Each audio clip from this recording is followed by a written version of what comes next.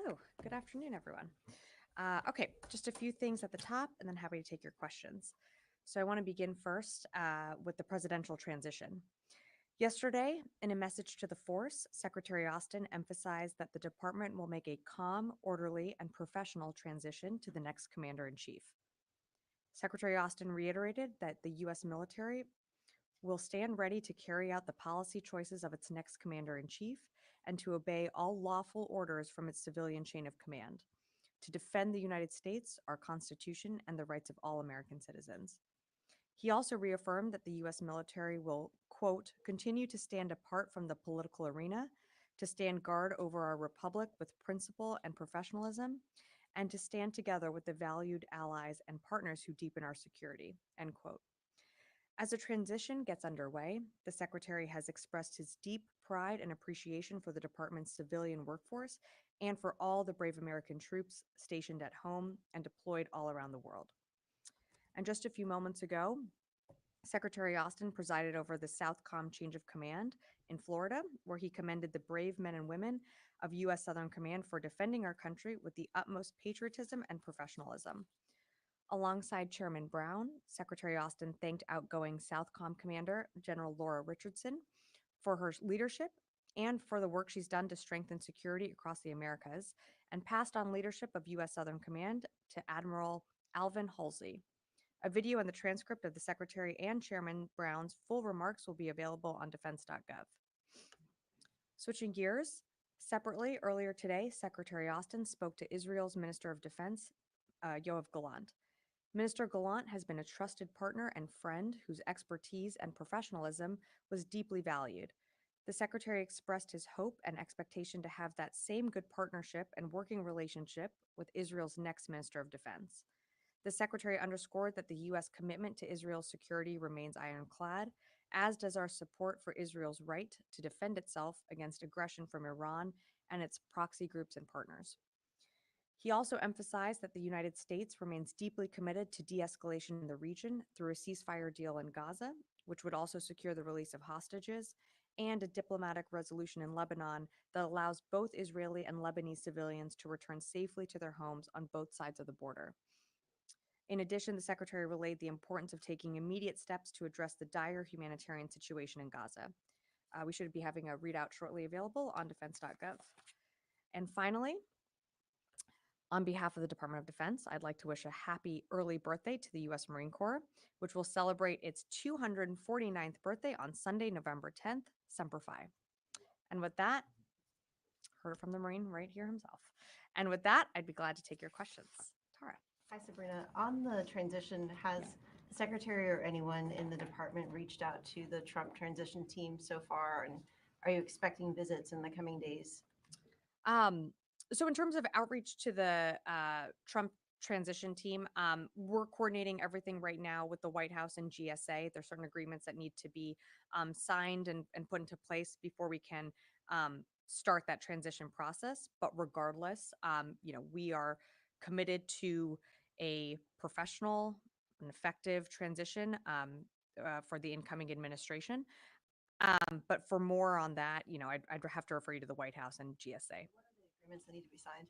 I don't have more information on that. I'd refer you to GSA. Okay, and then on Ukraine, the president has committed to getting the rest of the Ukraine aid out before the rest of his term. What does that mean in practical terms for y'all? Is there existing stockpile that could be sent now? What options are you looking at? So in terms of existing stockpiles, I mean, what you're seeing us continue to do is send out those presidential drawdown packages. That will continue.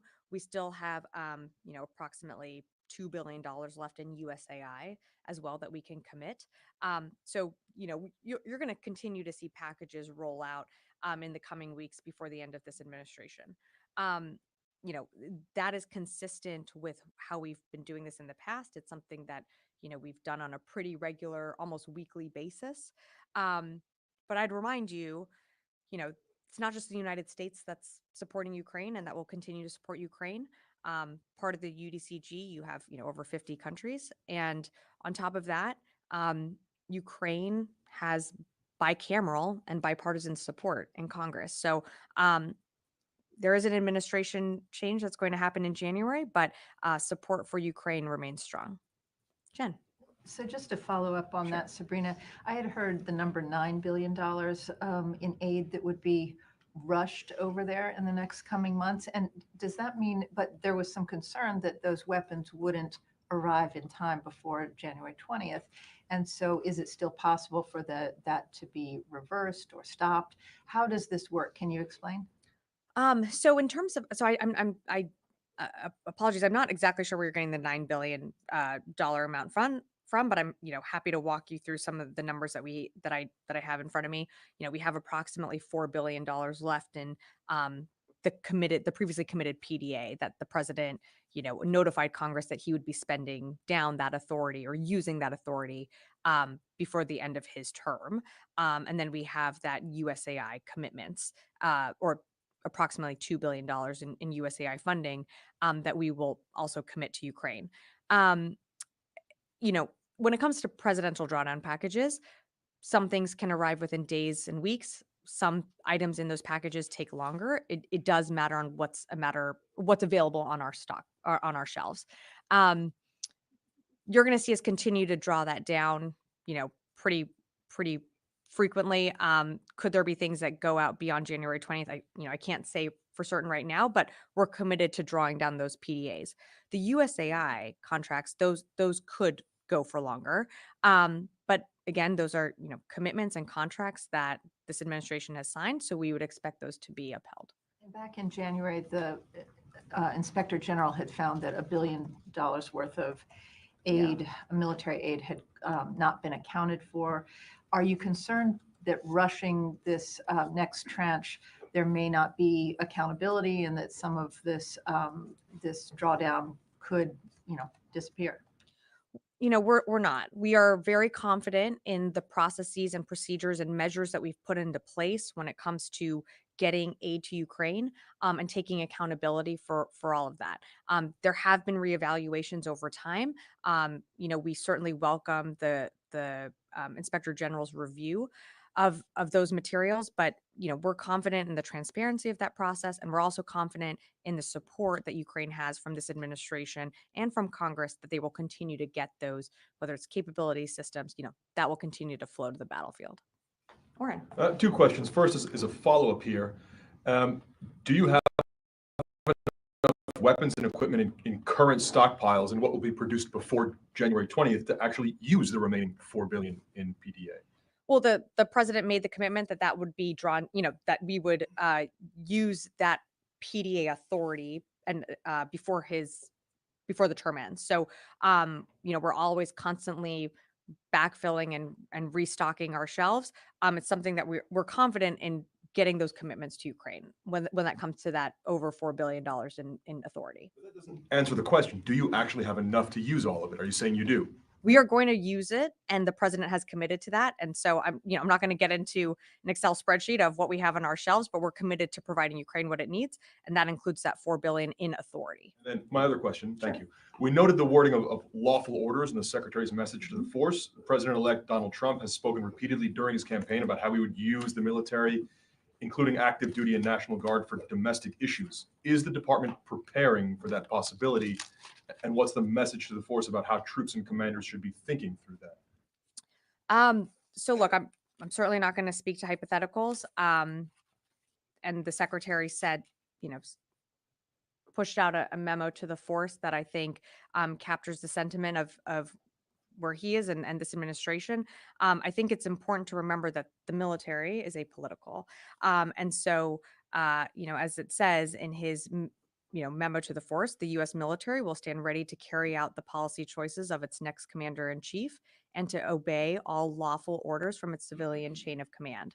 I've seen those comments. I'm just not going to go down that road of hypotheticals, but this is certainly the finest fighting force the world has ever seen that will continue to defend our country, our Constitution, and the rights of all citizens. But given the comments that are quite clearly out there, Yeah. no one is preparing or thinking through further or deeper what those possibilities and what those lawful orders might look like and what they might not look like. Well, it's certainly things that we take seriously. But again, I'm not going to get into hypotheticals. It is we are going to ensure that there is a peaceful and calm transition and set up the incoming team for the success they need to carry out the mission of the department. Charlie. Thank you. I just want to follow on from that.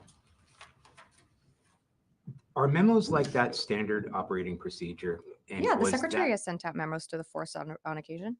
in a transition, like neither of us were here 4 years ago. What was it necessary? And was that a message not only to the outgoing teams, but the incoming teams? I can't speak for during the previous administration. I can only speak for the secretary. The secretary, the president, members of the interagency, other secretaries, other cabinet secretaries have issued memos to their staffs before.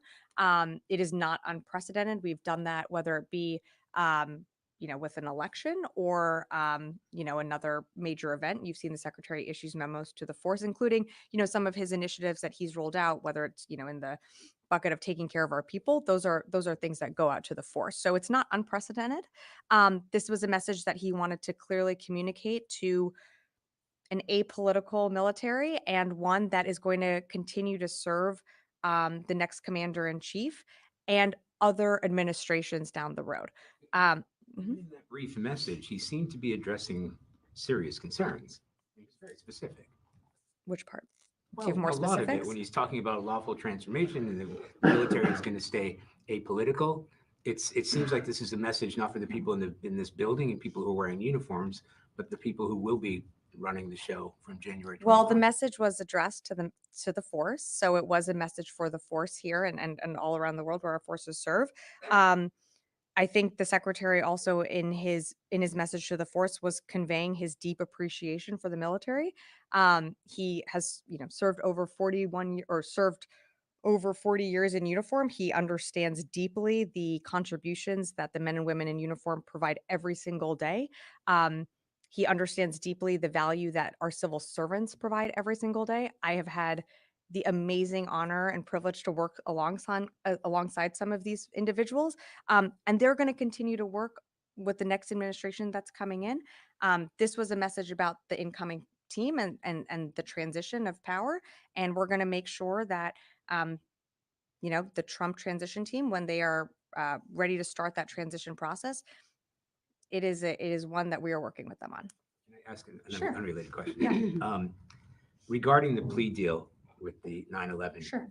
co-defendants, is the secretary ready to accept that judgment, or will he perhaps pursue it further? So we're reviewing the decision, but I don't have anything further at this time. Tom. Thanks, Sabrina. What does it say about the state of America today that you feel it necessary to repeatedly declare that the Pentagon will make a calm and orderly transition to the next commander-in-chief? It should be a given. Shouldn't be something you have to say from the podium. Look, Tom, it's something that we felt the need to reiterate. I think you've seen in the past there have been transitions that haven't been seamless, that haven't gone as peacefully. We are committed to ensuring a peaceful transition and ensuring that the incoming team has the building blocks and everything it needs to be successful. And so, that is a commitment that this administration made. And it's not just the secretary that you've heard make that commitment. It's the president and the vice president. And you've probably seen other cabinet secretaries make that as well. I think Charlie touched on this, but Sure. The transition in 2020 from Trump to Biden, were there any specific issues that you can recall at that point? I wasn't here, so I can't speak to that. Janie. Thank you, Sabrina. Two questions on Ukraine and the North Korean military. Ukraine President Zelensky said that the 12,000 North Korean troops would soon be deployed in battlefield. At the same time, he said that he knew the location of the North Korean military and that a preemptive strike was needed on the North Korean military camp before the North Korean military arrived for actual war. Does the U.S. agree to preemptive strikes against North Korean military? So, JD, what we've said pretty publicly from the podium is that we know North Korean soldiers are moving into the Kursk Oblast within Russia, and likely going to be engaged in combat. Preemptive strikes within the Kursk Oblast. I mean, the Ukrainians are operating within Kursk. They're holding that their lines, but we fully expect that DPRK soldiers could be engaged in combat. And if they are legitimate targets. So we've been pretty public about that. The numbers reported by South Korea, United States, and Ukraine are not the same. Why are the numbers on North Korea military deployment? Numbers can range. Yeah, numbers can range based on intel assessments and how we get data and collect data. And we certainly take what the Ukrainians or our ROC counterparts have provided, and we do our own assessments as well. Right now, we've assessed that there's probably between 10 and 11,000 DPRK soldiers within Kursk. That that number, as you heard General Ryder speak to on Monday, that could go up. But that's our assessment right now. Intel is something that you interpret, so those numbers, can range, like given interpretation, but that's our assessment right now. So confused. You guys have shared with at least share the information. I mean, intelligence information between our alliance in United States. Yeah. So, Janie, what I would tell you is intelligence isn't always black and white. We do our best to distill it, and we do our best to disseminate it when we can and share what we know. We do it based on our assessments and what we feel comfortable with. So right now, what we feel comfortable with are the numbers I provided you. Should that change, we'll let you know. Aaron. Have you guys had any policy change? Are you discussing policy change with the long range missiles in Ukraine? I don't have any policy changes to announce from here today. I don't have anything to announce today. Also, an update on North Korea troops. Has North Korea sent any more over to the Ukraine? To my knowledge, there have not been more soldiers sent over from North Korea. Could we see that happen? It's something that we're certainly going to continue to look at. Putin is clearly desperate, having failed in his strategic battlefield objectives. So could we see more DPRK soldiers make their way to the battlefield, make their way to Russia for more training? We certainly could, but I just don't have any more numbers to announce today on that. What's the total number now that we're at? What I said to Janie was our assessment is that there are approximately between 10 and 11,000 DPRK soldiers within the Kursk Oblast. Yeah, also. Thank you. In his speech this morning, President Biden pledged to use his time in office to full extent. What exactly will the Pentagon do in the next 74 days to support Ukraine and make sure that every day here counts? Are new capabilities, adjusting some policies, other things? So what are the plans?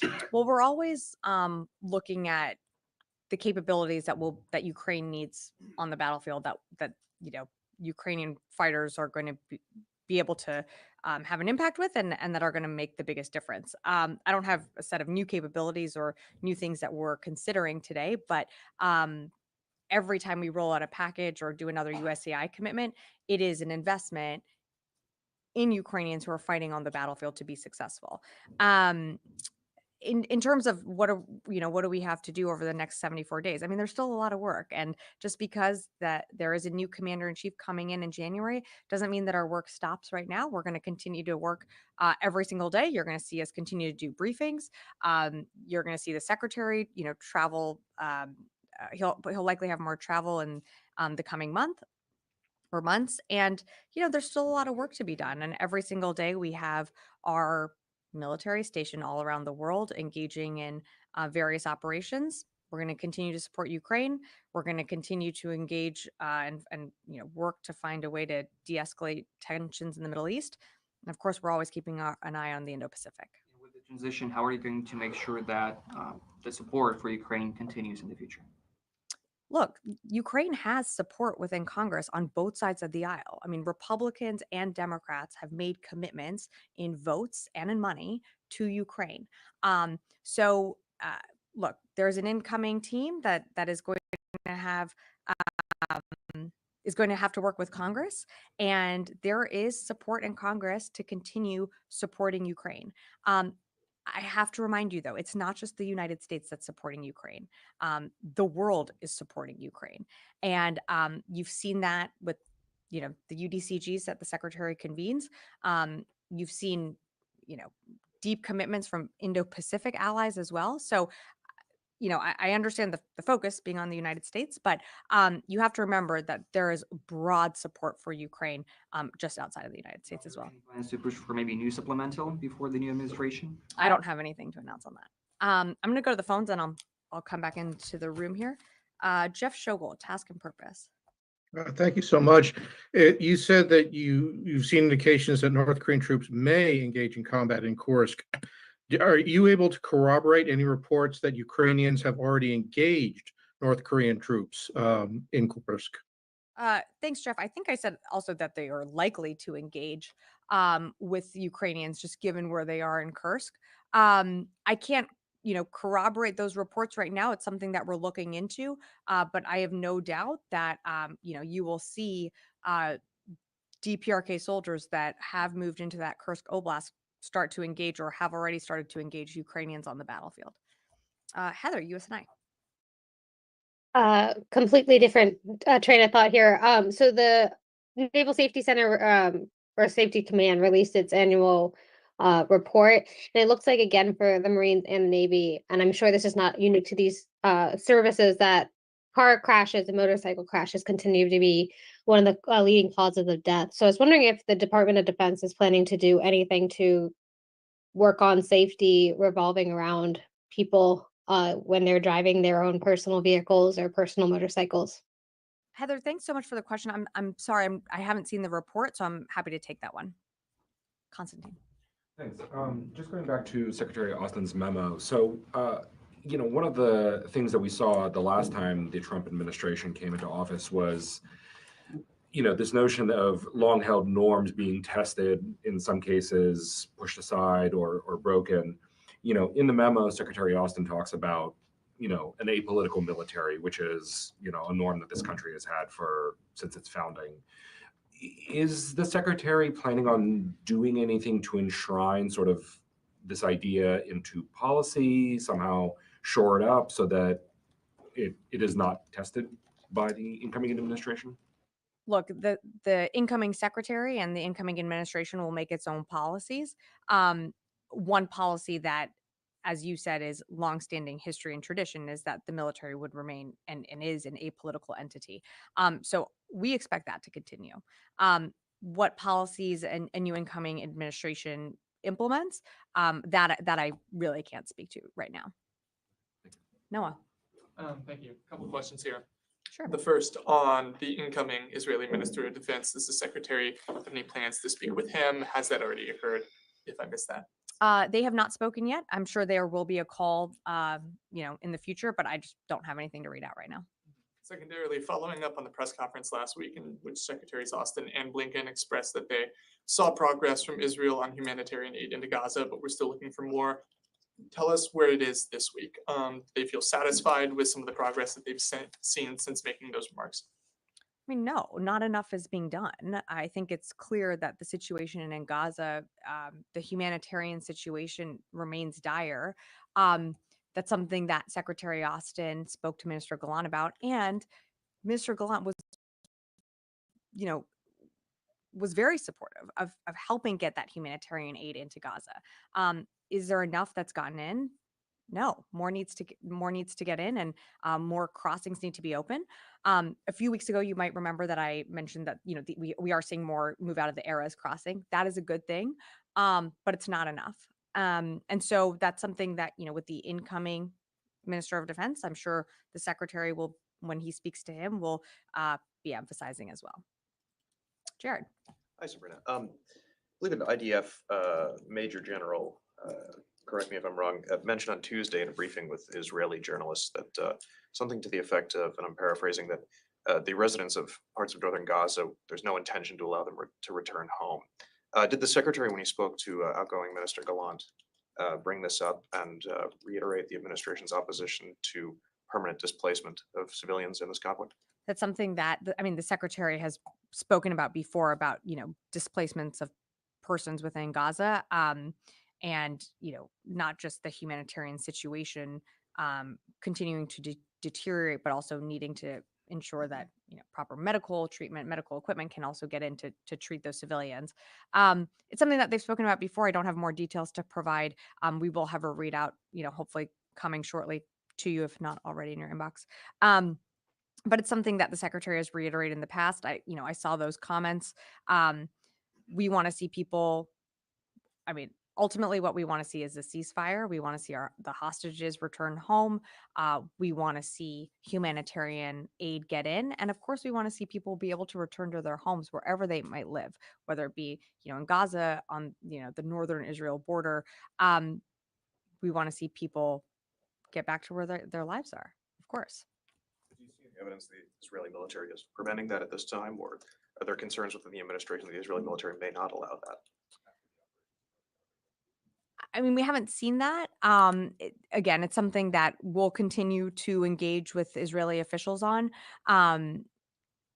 Of course, I think the biggest thing that the secretary always is emphasizing, and not just the secretary, but administration wide, is the need for the ceasefire so we can get humanitarian aid in. That is and of course, securing the release of hostages. That is the most important thing that's top of mind for this administration. Okay, I'm gonna have to leave it there. Thanks, everyone.